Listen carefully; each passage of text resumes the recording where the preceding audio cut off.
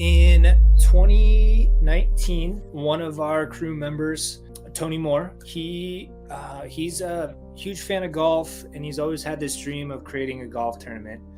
And so he was working on the crew, and he approached us saying like, hey, I want to start this thing, do it in the name of the Trinity Hotshots, and we'll donate any of the proceeds to the Wildland Firefighter Foundation.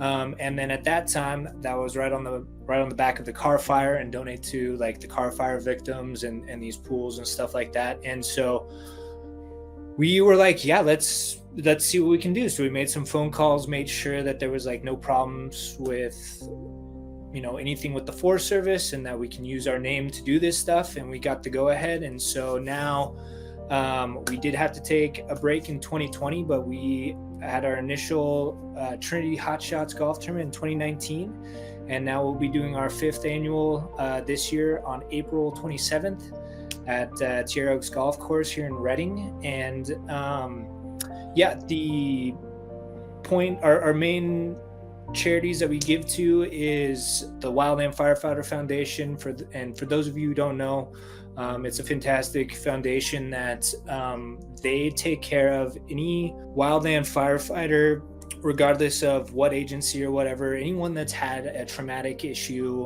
whether it's anywhere from like online injury all the way to like a fatality on the line. And they come in and they help provide financial and emotional support for the families and that individual for anything that could happen. So they give all the support that the government is not good at giving in the case of any kind of fallen firefighter or a serious injury on the fire line.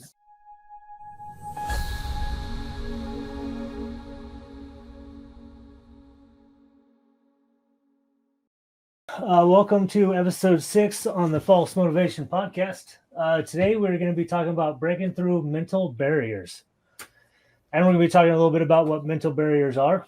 And we have a guest speaker with us today, Jason Ballard with the Trinity Hotshots. So first things first, I'm going to read a little thing out of my handy dandy book here. This is a quote from Jim Rohn. It says, I find it fascinating that most people plan their vacations with better care than they do with their lives. Perhaps that is because escape is easier than change. I like it. It's deep. I mean, that's gonna kind of flow right into mental barriers and motivation and trying to find ways to break through those, right? So the first glaring mental barriers, right, is the first one that comes to my mind is imposter syndrome. And for people who don't know what imposter syndrome is, it's the the idea or belief that you are somewhere where you got put by mistake and no one's found you out yet, right? Like so for instance, I'm an engine captain. It's not that I have this belief today, but it would be that if I'm an engine captain, I believe that I don't belong there and somebody's going to find out, right? Like I somehow fooled everybody into thinking that I know what I'm doing, so I should be placed there, right? That's it. That's imposter syndrome. Other mental barriers is the idea that you're not good enough, you're not smart enough, or you're not worthy of the things that you're receiving in life, right? So those are just some of the top mental barriers that I came across. There's plenty out there that I didn't even touch on. So for me, one of the biggest things with I'll say imposter syndrome, like I have struggled with imposter syndrome in the past. And for me, it's realizing that I am my own worst critic, right? And that just because I don't believe that I'm good enough to, be a blue belt in jiu-jitsu or be an engine captain or be a father or be a husband, that somebody seeing those traits in me and decided to believe in me. So that's one way that's helped me overcome some of those mental barriers when it comes to um, the dang imposter syndrome. Can you define how would you explain mental barriers? So for me, a mental barrier is it's something that hangs us up in life. So I want to do. So my next step is looking at a battalion chief job, right? And I'm years away from that by all means, but a mental barrier would be, well, I'm not good enough where I'm at, so why strive to be that next level, right? Or go ahead. No, is the barrier so in this description, is the barrier you convincing yourself you can't get past a certain point, or is it you not thinking you're good enough to get past that certain point? Like where would you identify the barrier specifically in that analogy as you're describing it? So that's just the barrier, right? It's both of those. It's your belief and your feeling about it, right? It's all most of it is your barriers. It's self-induced. Okay. JB, how would you explain mental barriers? Not taking into consideration what Chris just said, but how would you explain it if someone just said, hey, what would you consider mental barriers? I'm going to emphasize a point here in a second. I'm going to ask Aggie. Yeah, would this also be a good time to kind of like introduce myself a little bit and kind of, does that work out? Yeah, perfect. Dude. Yeah, go for it. We should probably do that. All right, cool. So yeah, my name is Jason Ballard. Go by JB a lot. I am currently a captain on the Trinity Hotshots for the U.S. Forest Service at the same station as Chris Lloyd here. And yeah, I grew up in Siskiyou County in Mount Shasta. Been up and down the state living, and then came back to Redding, and I've been working for the Forest Service for 15 years coming up this year. And yeah, just been living the life of a wildland firefighter. And I've got a lovely wife, and she's been super supportive of everything I've done, and that keeps me going pretty hard. And so, yeah, that's just a quick little scoop of what I got going on. But what got you into being a forest fire guy? So yeah, it actually both my parents worked for the Forest Service, and my dad was retired as an engine captain. And coming out of high school, I wanted nothing to do with it. I wanted to make my own path, do my own thing.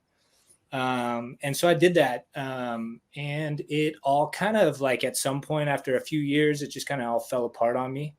But I learned a ton of lessons, just life. And so then when it all fell apart, I was like, okay, let's just go back and try this whole thing. And I enrolled into the College of the Siskiyou's Fire Academy, which I actually now teach at now, which is kind of a cool full circle.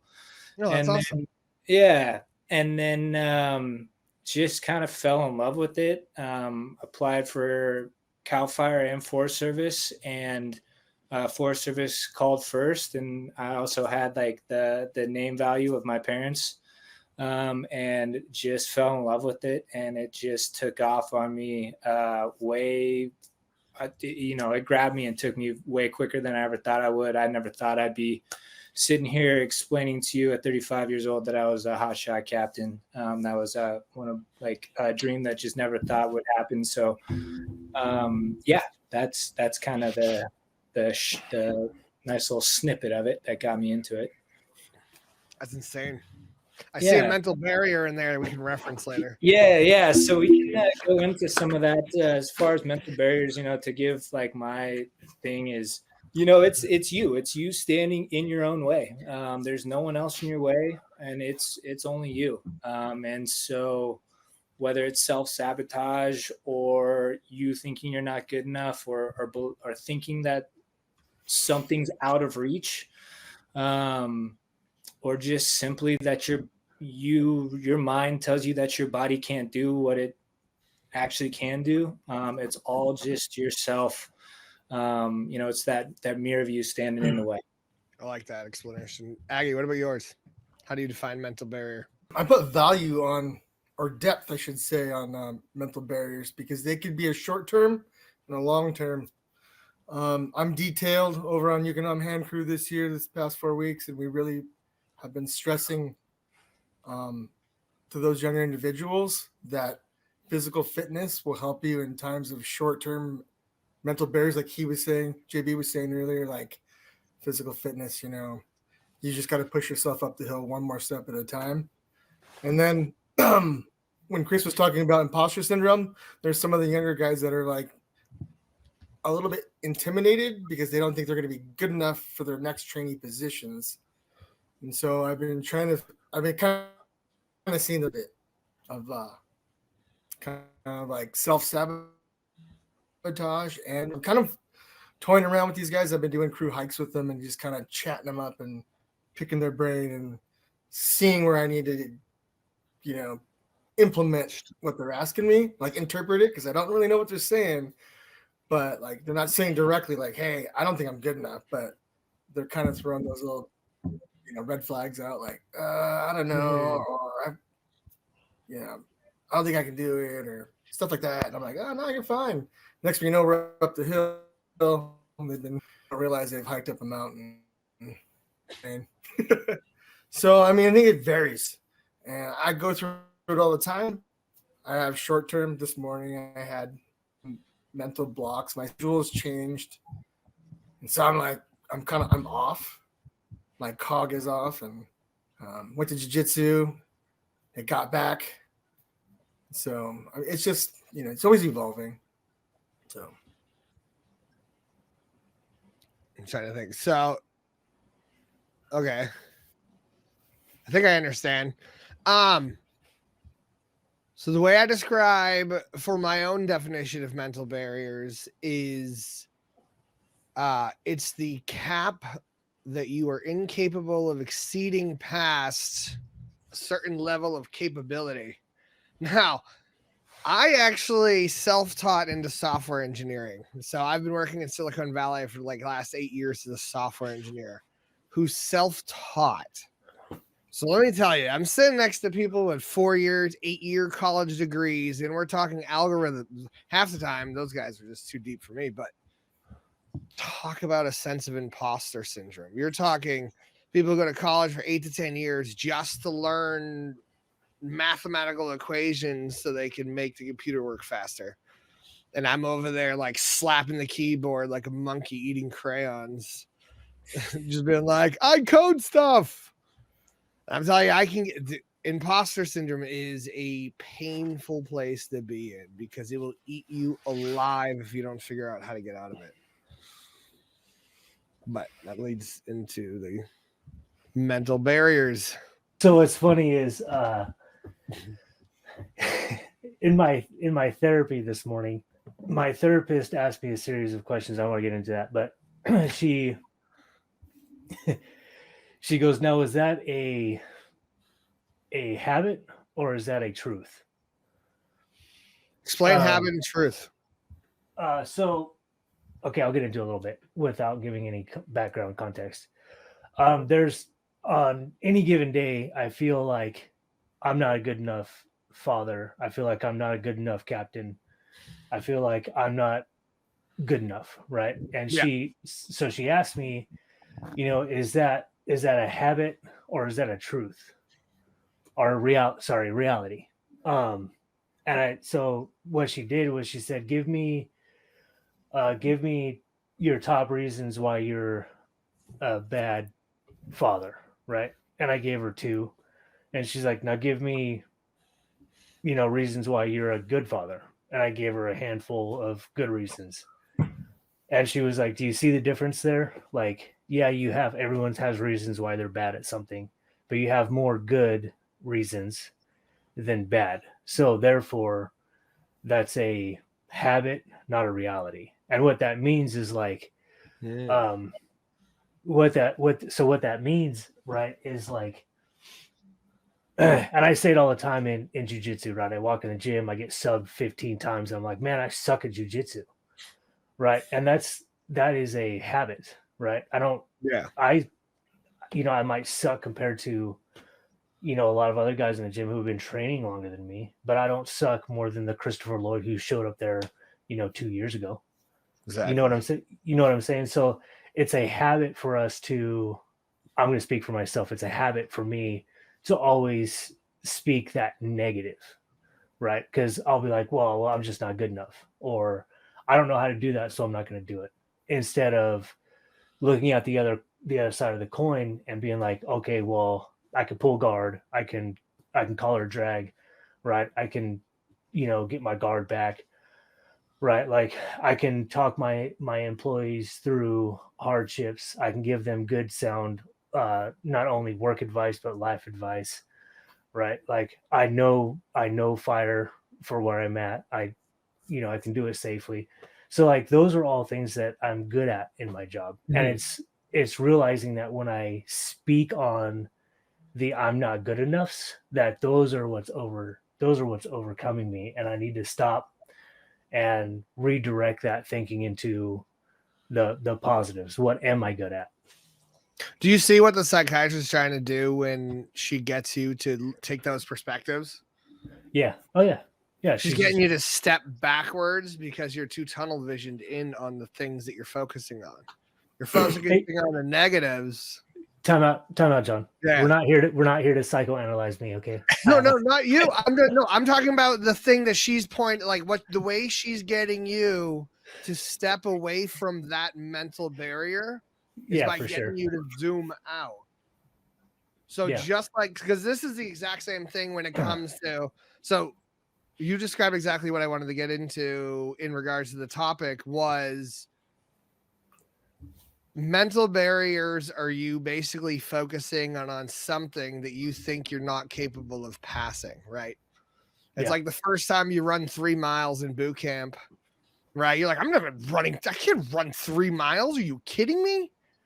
But then next thing you know, you're crawling your foot after foot after foot, saying you can't do it. You can't do it. I'm not capable. I can never do that. I can never get there. Next thing you know, you pass the line for 3 miles.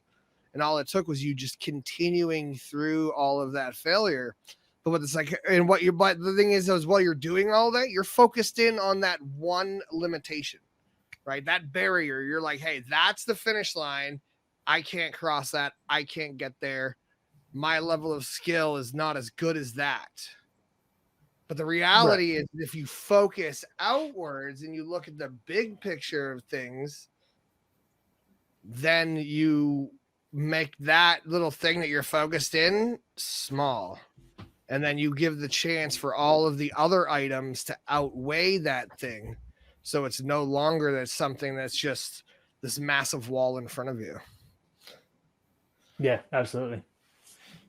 I went through a lot of pressure when I was doing software engineering, and it was scary. Like I hit so many barriers of just incapability, not because I've always been physically capable of doing things, like when I was in the Marine Corps.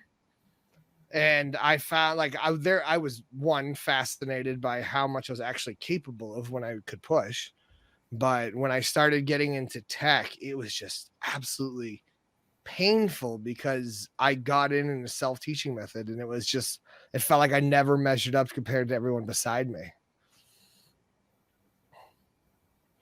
Yeah, right. And that's another mental barrier, right? Is like stigma of being self-taught and fear of change and all those other things. Like those are just other forms of mental barriers. You guys are awful quiet, man. JB, what do you got?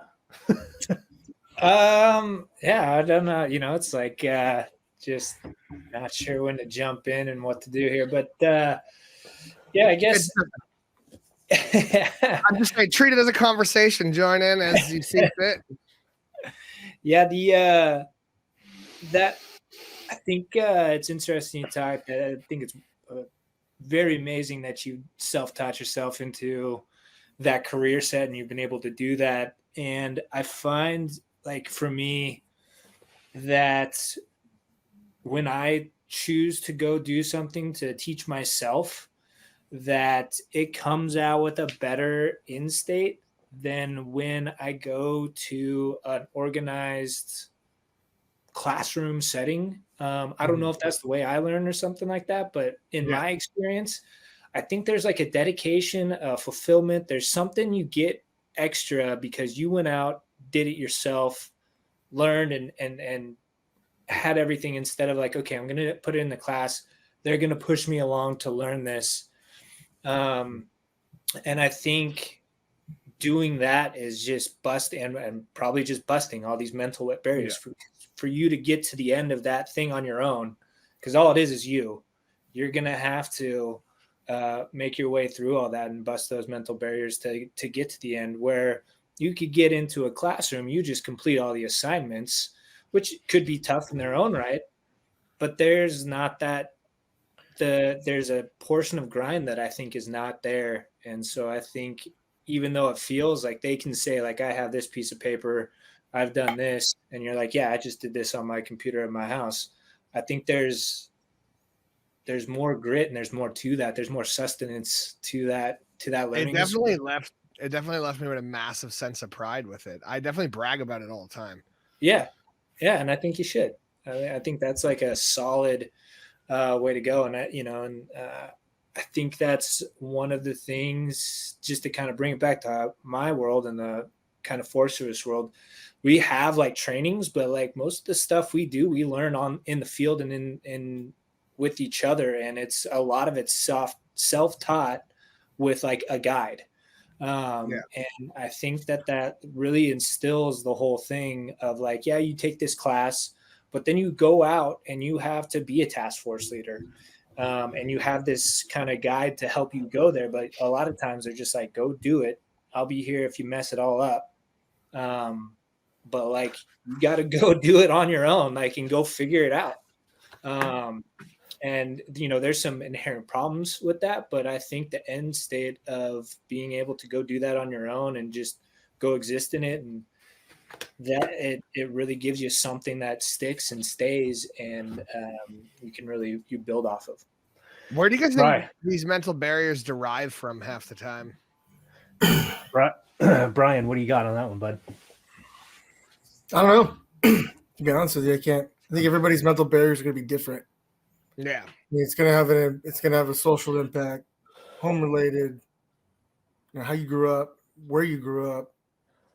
I mean, some of the stories I'm hearing from these younger guys where they come from Ohio on the hike, PT hike, and we're just walking. I mean, it only took me like 4 days, and I know everything about them, all their biggest fears, and I'm like, it's only a 15-minute hike up the hill, and I'm already divulging some, a little bit of history, some stuff I can pick up on cues, I would say. Yeah. So it's really hard.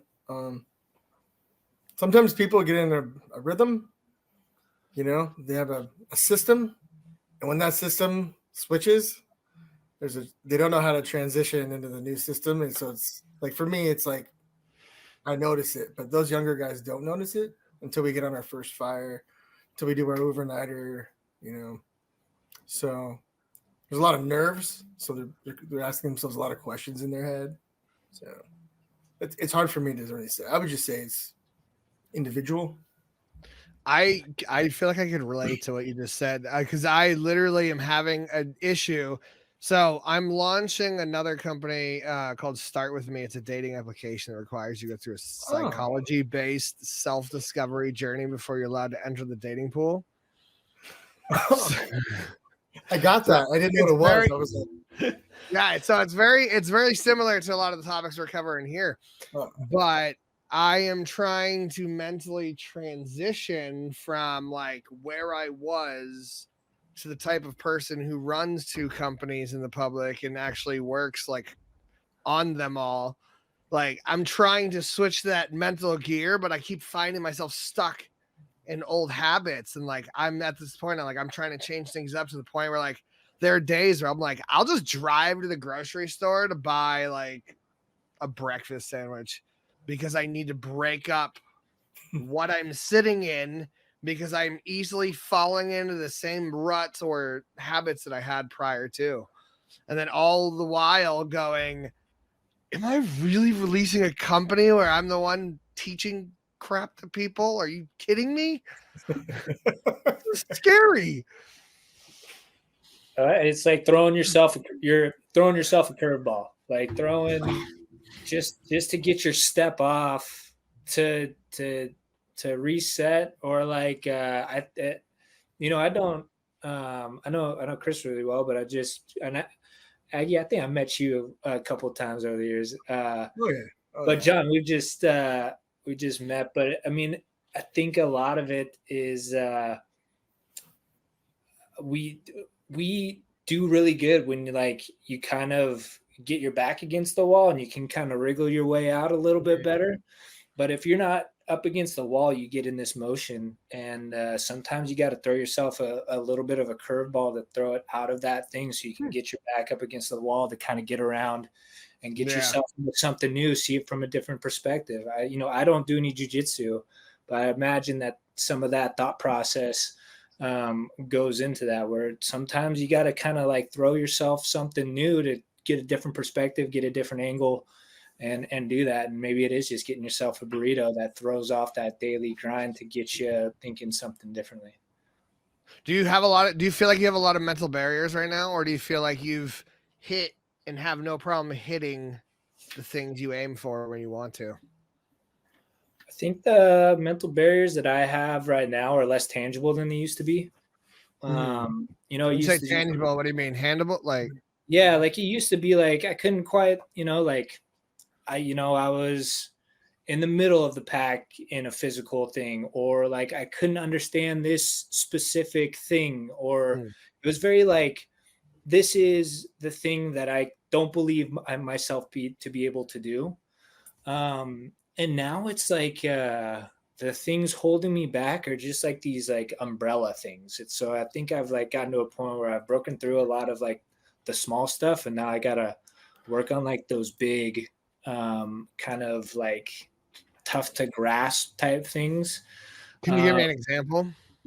Yeah, it's one of those things of like it's these like interpersonal relationships with a lot of people on the fire line, of like these superintendents of crews, or like these people that have been doing it for a long time, and trying to get myself in the mindset that I sit at the same table, and that I can help out and do it. And I've broken through the barrier of like the people that I know, being able to go and talk to them and be part of the program and stuff like that. But I think like there's definitely, I have some troubles with some of the people that I don't know as well, or like some people that like I think are like fine people, but they kind of put off a vibe that I'm kind of like, oh man, like, and it just throws me off a little bit. So it's like these things that are like these like really tough ones of trying to get myself comfortable with sitting at the table with these people that may or may not want me there. And so it's like, it's tougher to like, than just be, it's tougher than just like a task that I can't complete. It's like this, it's got like a lot of bits and pieces into it. And I find that's the things that I've been working on the most, is trying to be like, okay, go at least be in the circle and start there, and then maybe start getting and taking baby steps into it, and trying to break into those things. But it's all, I mean, the reality is it's just me telling me that I shouldn't be there to be myself in those situations. So it's just, slowly getting myself used to that stuff. A lot of convincing yourself that you are able to do it and be there. That you deserve to be there, fighting that imposter syndrome. The thing is, Ballard, you're at the table, brother. Fucking eat, dude. You know what I'm saying? Just eat, right? Like when I sit down to eat, I don't care who's at the table with me. I'm gonna eat like nobody's there. Yeah. That is true. It is true though. Yeah, but it's so scary though when you're showing up and you don't when you when you just don't have the history or background that the people around you have, right? Like I came into our unit before we were deployed to Iraq, and I came in as an E4 and automatically got put into a team leader position, right? Like I was working in a unit. Yeah. I was put in a unit who was literally getting ready for their second deployment, right? So I was deploying with a group of men that have already gone to war together. And I am basically a desk bitch who shows up with a rank and was like, yeah, I can knock things and drag my knuckles around. Let's lead Marines. Let's go. And like I tried to lead great, but like when you're sitting next to PFCs and Lance Corporals who've been to war and you don't have that experience, you do not feel like you measure up. It doesn't matter what your rank is, right? Like I was in E4 there and then E5. I think I got E5 just before I got out, but I was ranked a 2 above some of the other team leaders, and I had literally a quarter of the experience they all had. And it was hard. Just talk about going home and be like, dude, how the fuck am I going to get the respect of everyone I'm working with? Like, how do I need to know my place. I need to understand and value my experience. In all honesty, that's actually what gave me the most confidence, was taking a second and saying, hey, you know what? I didn't go to war with these guys the first time they went around.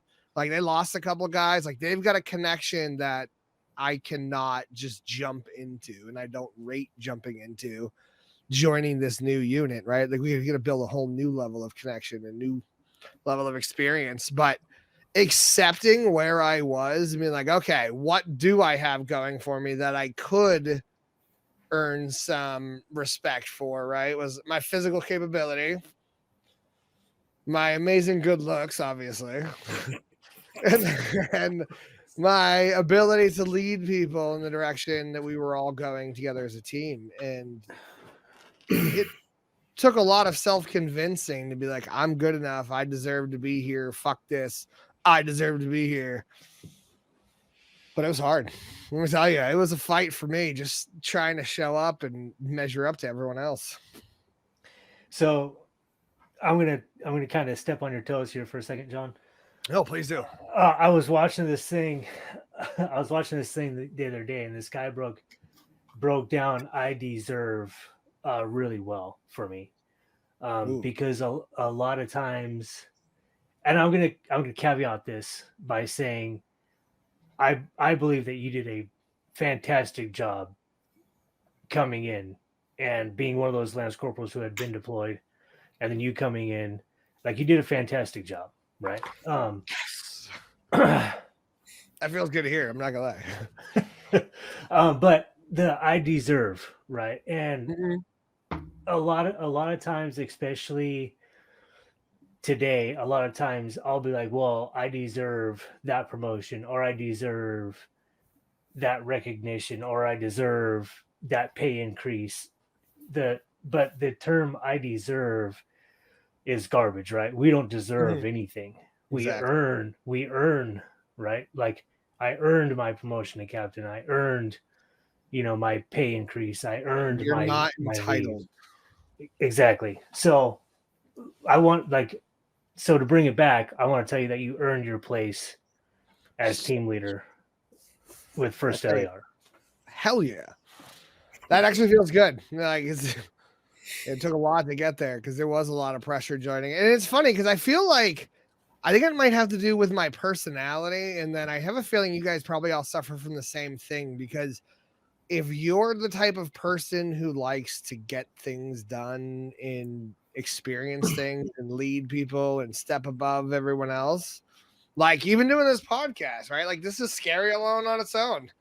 Right. Like you have to have that natural ability to say, you know what? Hey, here's my barrier. Let's see how uncomfortable I'm willing to get. Yeah, I cried on a podcast. You know how fucking embarrassing that is? And you were still comfortable publishing it. Yeah. I mean, whatever. But I've heard so many good things about everything that we've already put out as it is just now. It's insane. Yeah.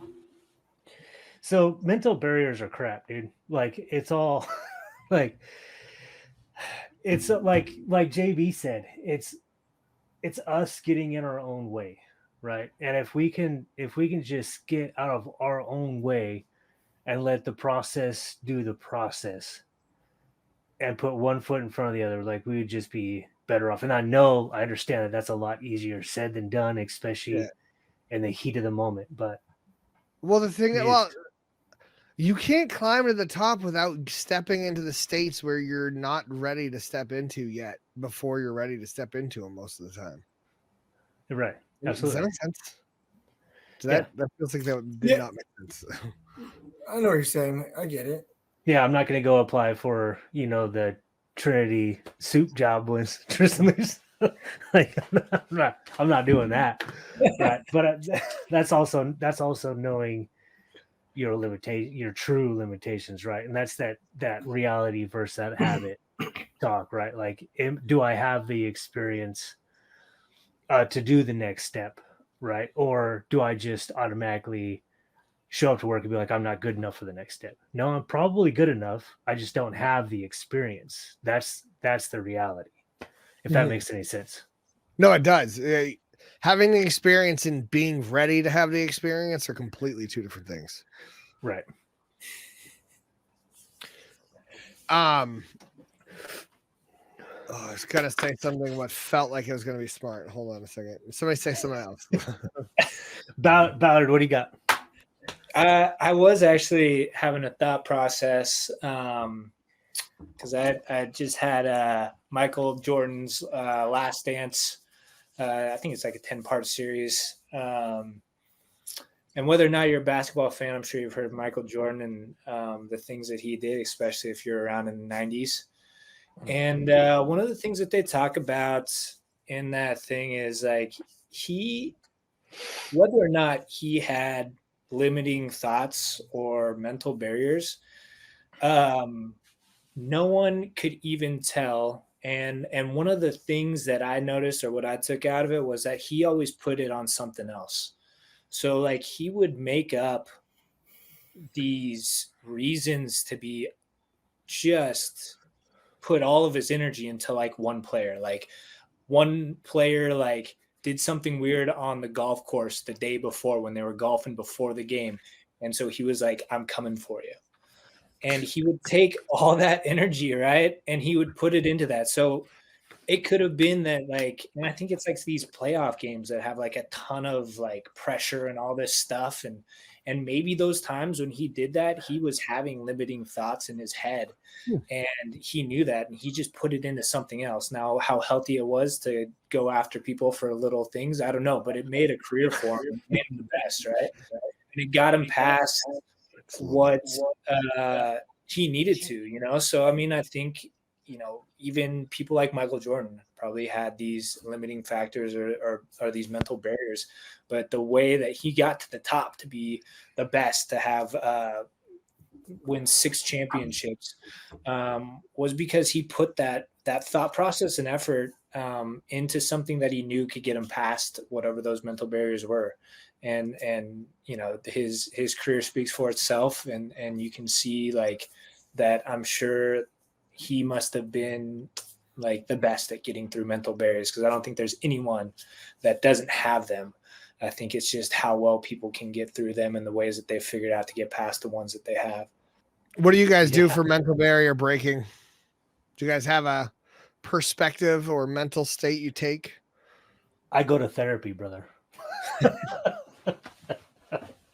No, for me, like a lot of the times, like I said before, it's like whether it's a physical or mental barrier, and I'm not the best at this by any means, but I just keep showing up, right? I just show up, and I trust the process and I put in the work. But what can become the problem for me that I've recognized is that just showing up isn't always gonna help, right? So when I show up, I have to come up with some sort of game plan. And right now I'm specifically speaking to like jujitsu or the gym. Because if I just show up to jujitsu and I don't have any game plan on what I want to work on, I'll quit, right? If I don't set little goals for myself, I'll quit. Like, who wants to get up at 5 o'clock in the morning and go and get smashed for an hour and not not have a goal, right? Like, Yeah. it's if I'm not working towards something, I don't want to put myself through that misery. So what I've been doing is, like, before I get out of my truck to head to the gym, I just think about my jujitsu journey and where I've come from, and remember, like, my main goals, right? Like, I'm here for mental and physical exercise, right? Like, I want to better myself in those aspects. Now, that's the bare minimum, right? Because I can go in there and just get smashed and not learn anything that day, but my physical being and my mental being is better, right? So, like, that's just like my day. That's my bottom line day goal to get me out of the truck, right? And then, like, setting, like, with the gym, like, setting up just like a little game plan, like, when I plateau, like, okay, I plateaued and I'm stuck now. Like you said earlier, now I have to change something, right? Like, what am I doing that's keeping me stuck here? I dissect it and go, okay, well, shoot, I'm just coming in and I'm doing, 5 sets of 10. Well, okay, now I'm going to switch it up and I'm going to do, maybe 5 sets of 3, right? And, up the weight to just change something to get me out of that plateau. How do you recognize you're in the plateau, though? Right? Because sometimes I feel like you're in the plateau for longer than you're supposed to be. Usually, by the time you recognize it, it feels more of a pain than it does a slow down. I keep people around me who, like Aggie, right? Like, we call it the blue belt blues, right? And that's plateauing, right? Yeah. Like, you reach the infamous blue belt, right? And you're like, and then you just get stuck in this lull, right? And that's the plateau, right? Yeah. Like, and I just keep people around me that can recognize, like, hey, you're being stagnant, right? And it's in all aspects of my life. I have those folks that I work with that are like, that keep me in check. That are like, hey, look, you're kind of not pulling your weight, right? Or you're always doing this. People in my personal life that I talk to on a regular basis. Kevin's not on here tonight, but he keeps me in check. I just keep people around me that I'm open and honest with, and have like true conversations with, that that keep me in check, right? And that's creating a support group. Yeah. Right. So, and I believe that, especially as, guys our age, or women our age, or whatever, like, people our age, people in general, like, we all need a support group that we can bounce ideas off of, that we're open enough with, that they can recognize when, like, hey, Lloyd quit training. Like, Lloyd's not training anymore. Like, something's going on. Or, like, Lloyd's not doing his hair. What the fuck's going on? Well, it's hunting season. Lloyd doesn't do his hair during hunting season, right? That makes sense. You don't want to give your smell away. Right. But, like, those are the things that I do to help me break through my mental barriers. And on top of that, I'm also going to therapy to recognize what those are. That's awesome. I'm a bit more of a loner. Like, since the divorce occurred and I kind of found my way out, moving out to where I'm at now, it's even worse. Right. So I have my son every other week. And then the weeks I don't have my son, like, unless I have a date from some random person I've met on the internet, I have no friends, no family. I got nobody near me. I'm basically by myself all of the time. And then on top of it, I work remotely and work from home. So I literally just had this exact conversation last week with myself, and then had it again with a friend to validate that I wasn't going crazy. Because I have to identify myself when I get into plateaus, right? Nobody's there to say, hey, you know what? Like, you're sitting around not working more than you're working. Maybe we should have a conversation, right? Yeah. So trying to identify yourself, this is extremely hard. And I thought I'd mention that just because you have to get into that perspective, especially if you don't have people around you. But Right. I also find that so this also ties into some of the stuff I'm doing for the dating app stuff too right now too, because it's psychology based, and a lot of it has to do with confidence. Like your ability to surpass your mental barriers is your confidence in your own skills and knowledge sets to show up and be equal or better than everyone else who's in that world. Well, you don't actually have to be better, but you just have to be confident and understand where you are so that you don't overshoot and undershoot, but be willing to overshoot just enough where you're growing, but not to the point where you're causing problems for the people above you because you're trying to do too much that you can't really do. Yeah, balance. sounds a lot like balance. I think there's also like there's time with confidence, and there's people that are more confident than others. And I know I've been in places to take the reverse of like imposter syndrome of where your confidence is taking you a little too far. And like people are so afraid to take a step back and to be like, hey, okay, yep, I went too far. I need to go back a step and learn some stuff before I go back there. But I know I can get there now. But people are so afraid to admit that, like, oh, dude, okay, yep, I'm a little out of my own here.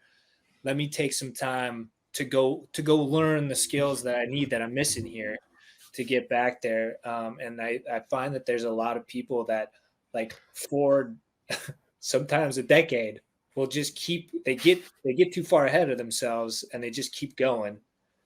And by the time they get way up there, just going on pure confidence alone, they're in too deep.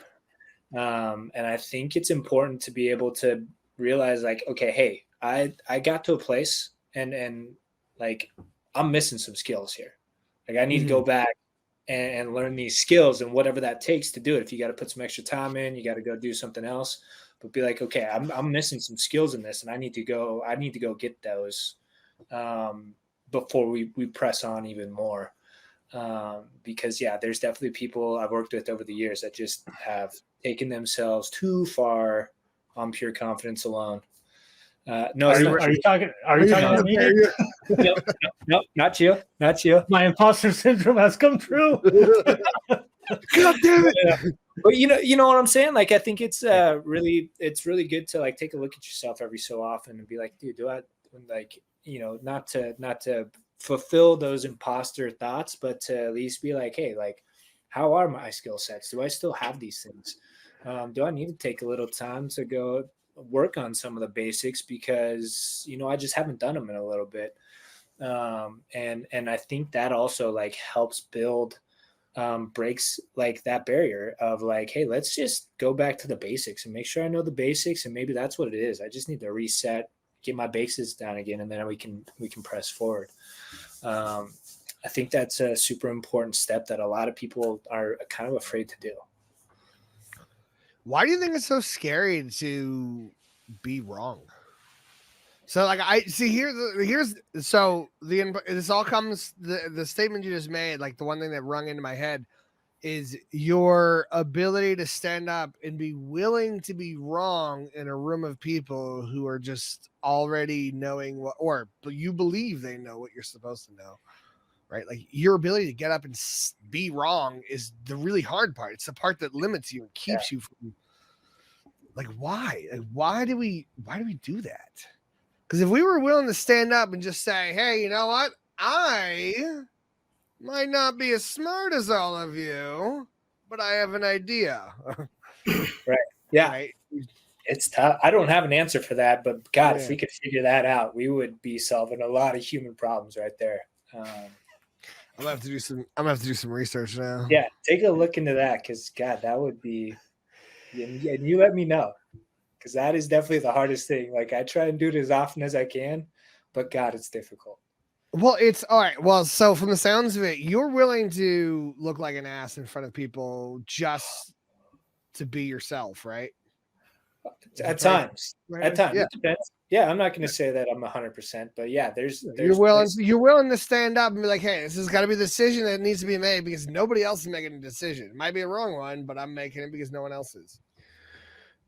Right? Is that where there's I'm going? you know, there's times still that I don't, you know, and I think that's some things that, you know, I'm working on, but there are some times that I do. There's places where I feel really comfortable in that and places that I don't. And those are probably some of those areas that you know, I'm focusing on, or those mental barriers where it's like, ah, damn, like, okay, that was the time I missed. I should have been there to go be there to stand up for that, or I should have, you know, admitted that, you know, or whatever that is. And so I think for me, it's like at least identifying if I miss something like that, if I miss the opportunity or something like that, taking a mental note, being like, okay, that was you missed that one.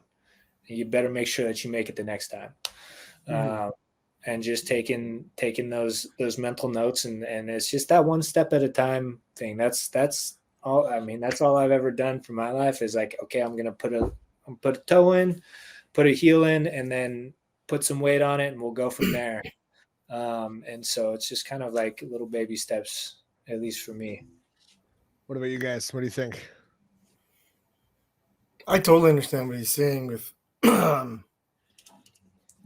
of owning your mistake, you know, and learning from it, I guess, when people think you're wrong or if you are wrong, or just admitting, you know, like there's a valid in our world.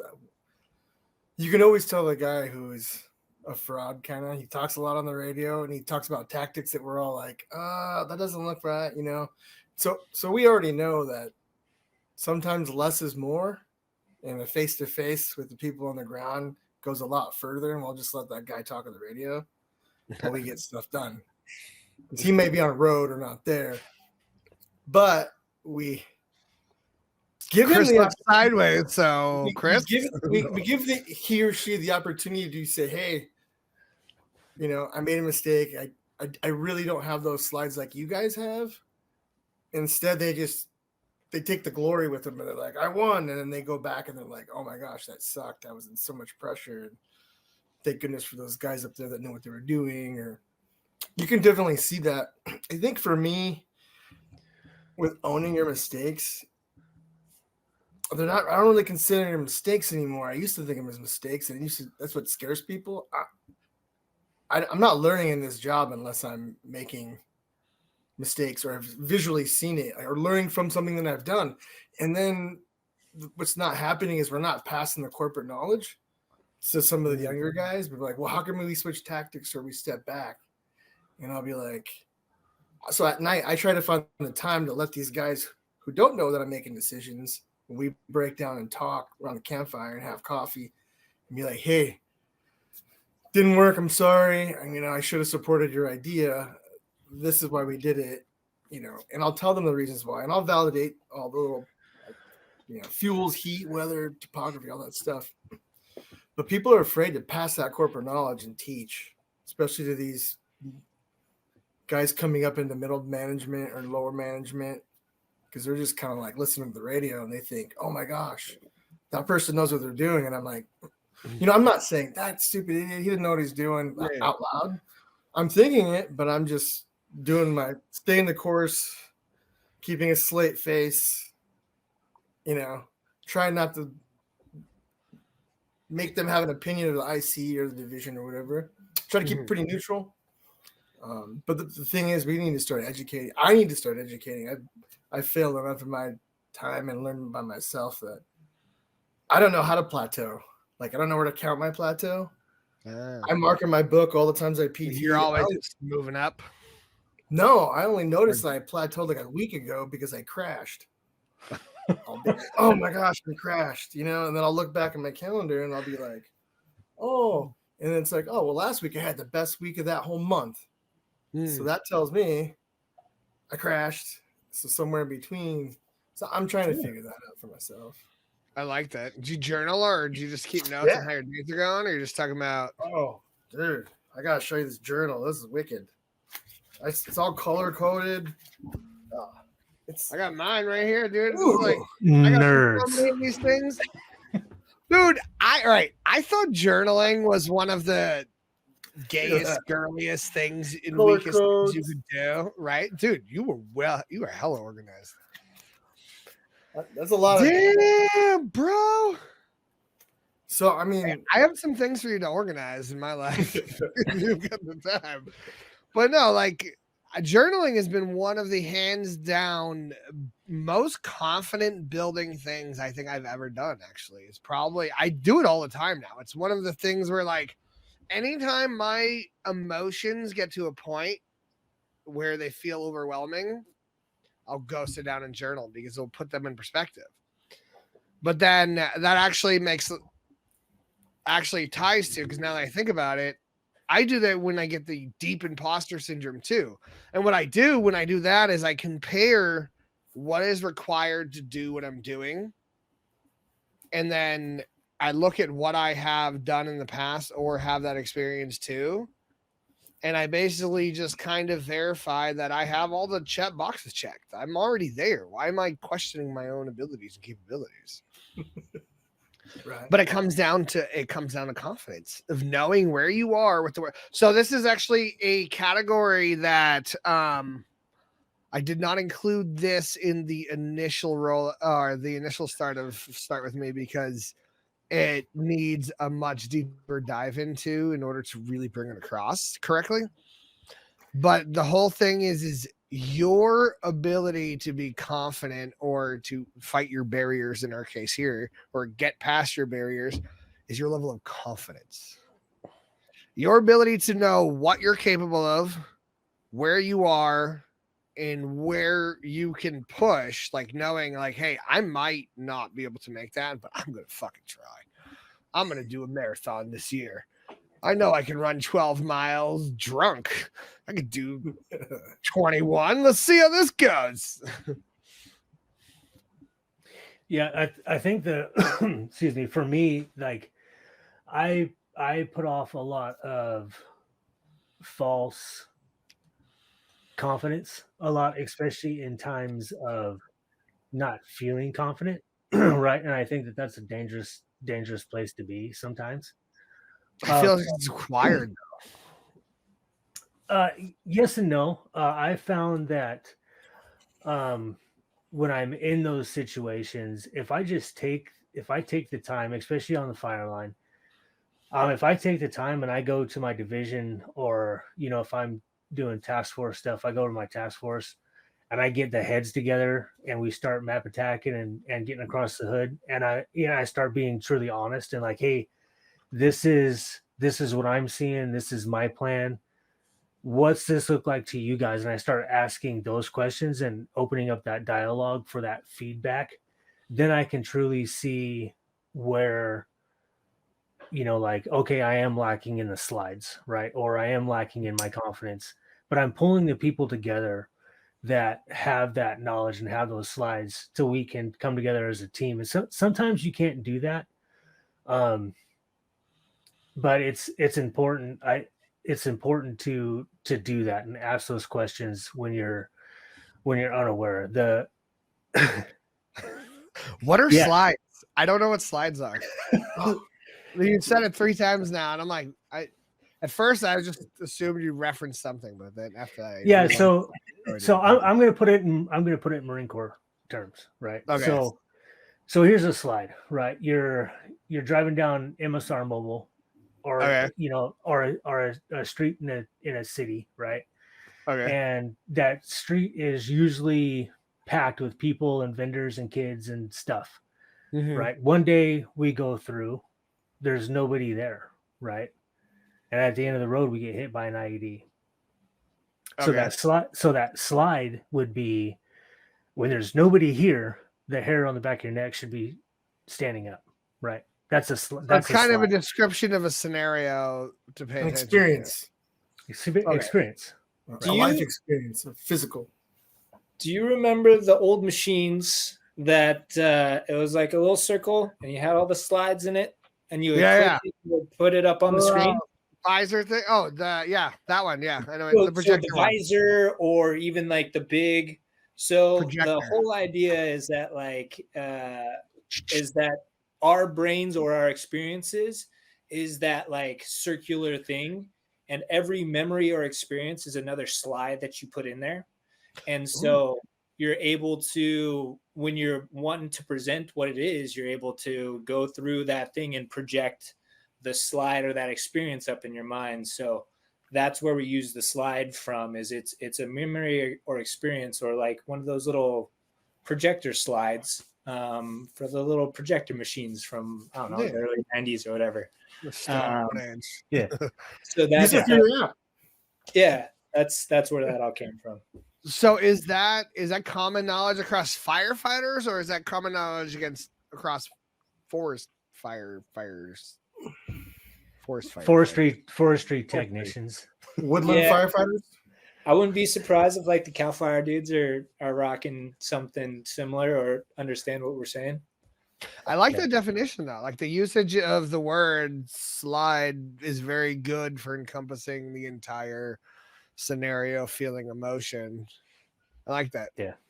Intriguing. Slides. You might have to use that sometime. Yeah. So I use the false confidence a lot, and I don't know, maybe JB can attest to this. Like I put off like a certain amount of arrogance, right? And well, no, I got a question. I got a thing right here. But a lot of the times I do that because of like like how I view myself, right? Like that imposter syndrome, like I don't belong here, right? And as I get more comfortable, the less that confidence thing, that false confidence, that ego bullshit starts to drop. Now I do play around and act all cocky, like just as a joke, but a lot of times it's like a coping mechanism, so to speak. Yeah. I'm a cocky bastard. Sorry. Go ahead, JB. Go. So like I'm not as there's been a couple times that we've worked together, and I'm not as good at that, putting that off. And there was a couple times, like specifically when we were doing some heavy equipment boss stuff on one of these fires together, and like there was just stuff coming in, and I was just like boom, boom, boom, boom, whatever, and I just kind of take it and I collect it. And then I figure out all the crazy stuff that I said yes to. And then I like deal with it the next day and like be like, okay, that was stupid. Let's figure that out. And like Lloyd was super good at like grabbing that stuff out the get-go and just having that, like, whether it was, false confidence, whatever it was just confident. It was like, no, we're not going to do that. Like, and it was really good to have, because that's not my strength. But it was good for him to use that. And it really made it so I didn't have to, that was one less thing that I had to do in my sorting process in my mind in the evening or whatever, because he's able to do that. And that's like very comfortable and easy for him. And I shouldn't assume, but he's able to use that portion of it. And it was super helpful. Did you notice the confidence thing when he came across and did that? Did you notice confidence at all? And then Chris, was that a point of actually faking confidence, or was that your natural confidence coming out? That's for me, like stuff like that is natural. Like, and having people like JB around or Aggie, like having those people around me builds my confidence up, because I'm like, if I miss something, I know that either one of those two are going to step in and be like, yo, bro, like you're not seeing the whole picture here. Like you're missing something. So that allows me to be a little bit more confident. And when I'm on an assignment or I'm doing something like that, like I'm pretty confident in my decision-making abilities. So I'm not there a lot of the times, like second guessing my decisions. Like if I say no, I say no for a reason. If I say yes, I say yes for a reason. it's just believing in the process in which I broke that down to get to that decision point. So do you find yourself assessing your confidence afterwards more often than you are before? I get super nervous before, right? I'm like Okay. loading my truck up and like put my stuff in. I'm like, oh man, like I don't want to mess this up. Like I'm gonna make bad decisions. And then when I get there, it's time to go. Like we've all been here. We've all done this stuff, for years. So it's like we've walked 1,000 dozer lines. Like we know what they should look like and where they go. Mhm. Right. But it's like just that build up, and then I have to go down like my process of thinking and really remove myself mentally from the situation so I can process what's going on. I don't know if I've talked about that in this on our podcast before, but like when I see a fire, I'll get super tripped up on there's so much information gathering that it becomes triggering for me, right? Like I get overwhelmed a little bit. So I have to take a step back and put things in compartments of most importance and objectives. You know what I'm saying? To kind of combat that, and then Triaging the situation. Yeah, you're triaging it, and you're just but you got to keep building. Like I can't remove myself completely, right? I have to keep building momentum to keep guys moving and stuff like that. But there's a split second when I have to take a deep breath and realize that. Excuse me. I'm gonna take a deep breath right now. Does your wife Go flash ahead. you over there while you're not looking? No, go ahead, honey. You're good. No, but then I have to take that split second to take a deep breath and realize that one, I'm not that important, right? It's everybody else on scene that's important. And if I miss something, someone else is going to be there to be like, "Hey, you missed something," and just breathe through those processes, right? And that's just kind of my process. And then with all the slides, right? Like recognizing, where I'm at, the fire behavior, the fire history, the topography, the weather, and putting all that stuff together to make those good decisions for my folks.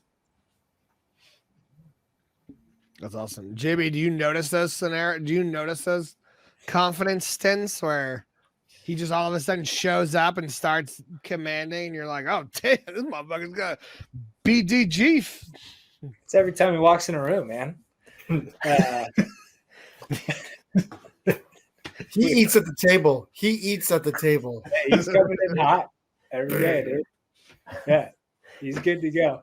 I will say something, dude. You are, I go through the exact same thing, man. Like it is, it's this, and I imagine that it's, I don't know, for most of us that it's that whole, like you start going and doing stuff and you're like, oh, this is a lot. And then finally you're just like, and then it goes.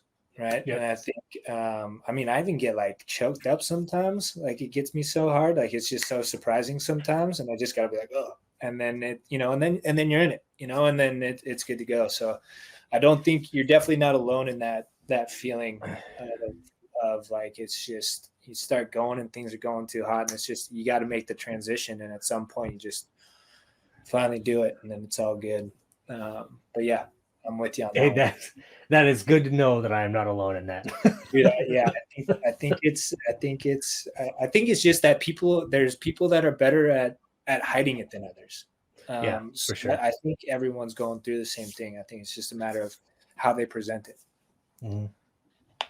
Hearing you guys talk, my brain automatically says, I wonder if it's a response time between being confident to make a decision to Because it sounds like your guys' response time is just a lot shorter than everyone else's. Of like, okay, what's the best choice to move? Okay, well, I've seen this slide 1,300 times. I know what to do. All right, you this, that, shape, Bert.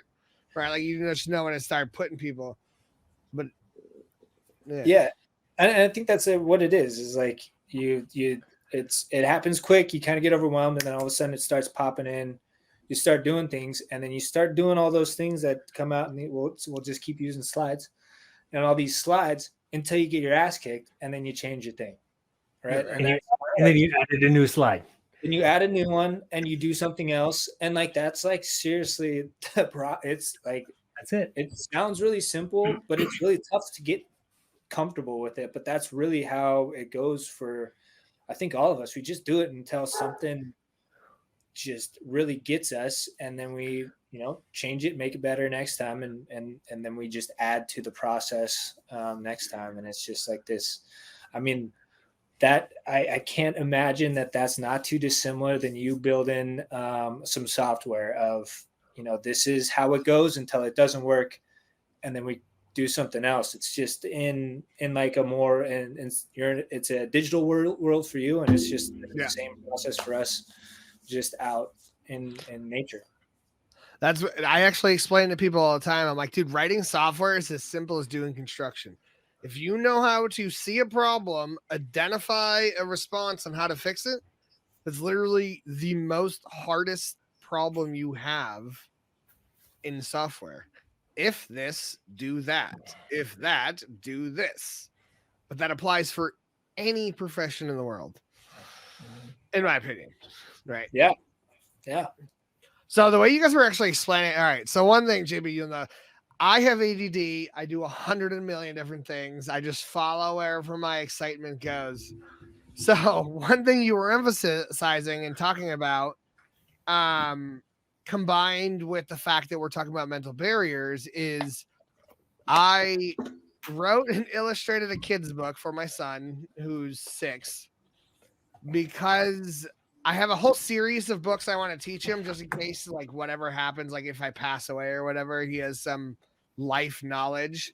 Plus, I love making art, but drawing is just fun. So I saw an opportunity to pass this information along, whether I'm around or not. So I started writing this book.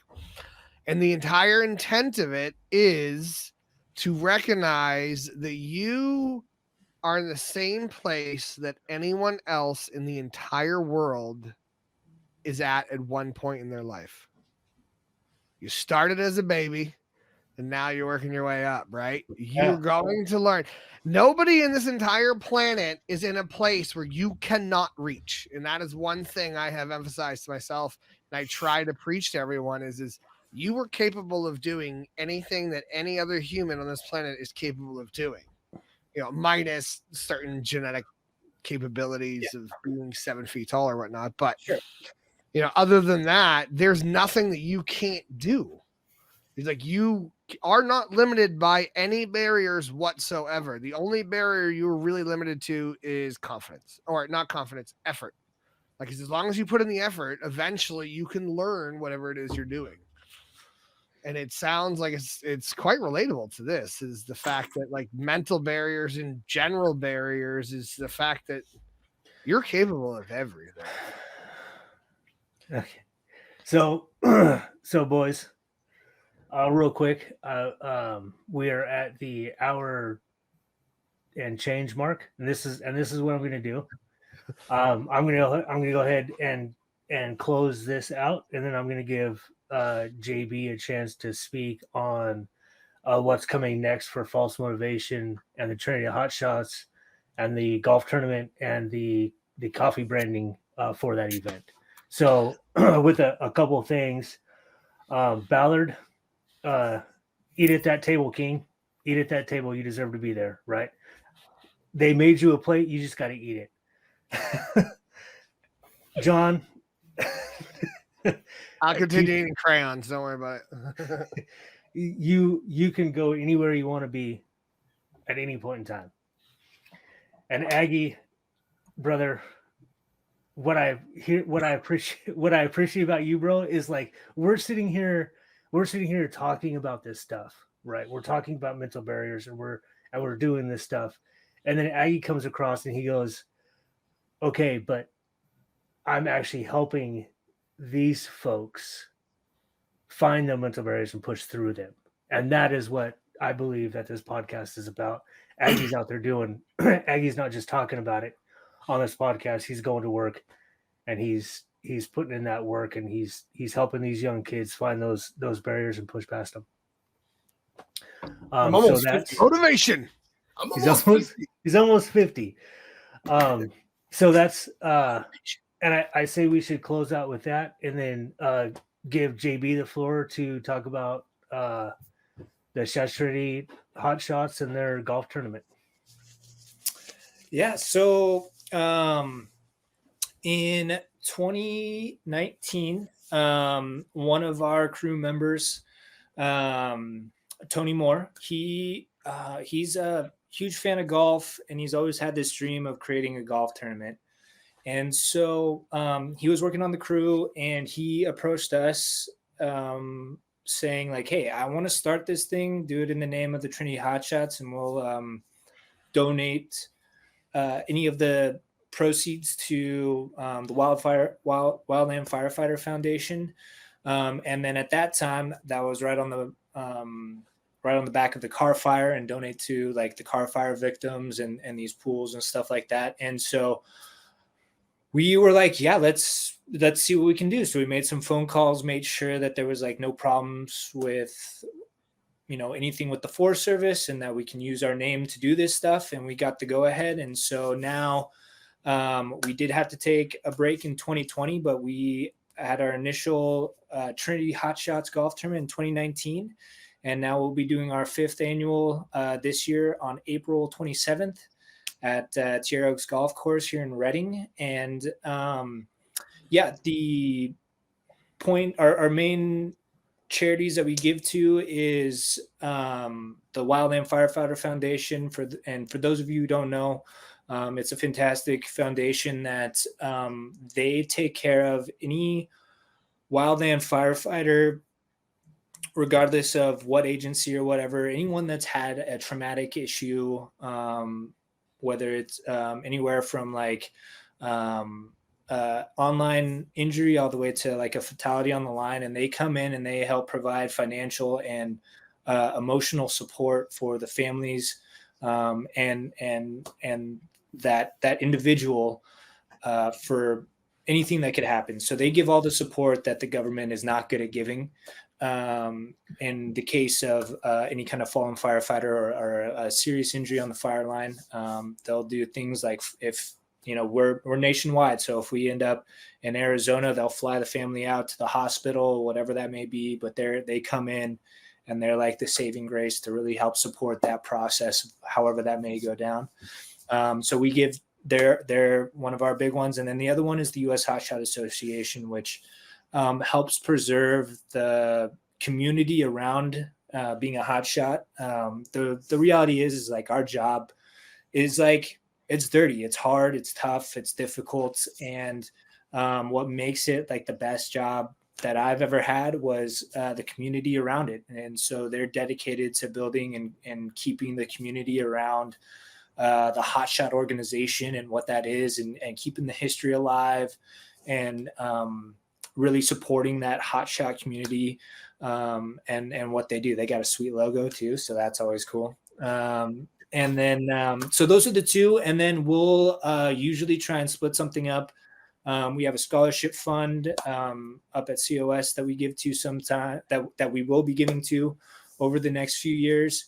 And then, if there's a local fire or something like that, we try and give some money to whoever we can to help support what's going on in the fire community, whatever that may be. So that's the Trinity Hotshots golf tournament. And another thing too, it's a great way for us as a wildland community to get together and just have a day to not be working. And people can let down their hair. They can have a good time.